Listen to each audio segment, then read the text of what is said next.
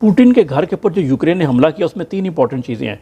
Number 1, ये घर तकरीबन मॉस्को से 500 किलोमीटर दूर है और तकरीबन 92 ड्रोन मारे गए थे जिन सबको तबाह कर दिया गया। और इसमें इंपॉर्टेंट चीज़ यह है कि पुतिन ने खुद कॉल करके ट्रंप को ये बताया कि ये मेरे साथ इसने किया है, जिस पर ट्रंप बड़ा नाराज़ है।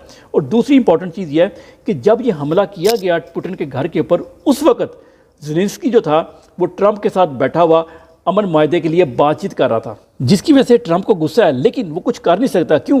क्योंकि जो ब्लू स्टेट है ना वो भी यही करती है, वो ट्रंप को कुछ और कहती है और पीछे जाके मायदों की सीज फायर की खिलाफ वर्जियाँ करती है। जब आपने एक मुल्क को दे दिया ना ये चॉइस दे दी कि वो जो चाहे कानून दुनिया के तोड़ते फिरें, तो फिर इंडिया ने भी यही सोच के पाकिस्तान पे हमला कर दिया और पाकिस्तान भी यही सोच के अफगानिस्तान पे चढ़ दौड़ा और यमन में भी यही हो रहा है और हर जगह यही हो रहा है। और रही सही कसर जो है वो ईरान के न्यूक्लियर प्लांट्स के ऊपर हमले करके पूरी कर दी गई। अब कोई भी कहीं भी किसी के न्यूक्लियर प्लांट्स के ऊपर इनके ऊपर हमला कर सकता है, जो कि दुनिया के लिए ख़तरा है।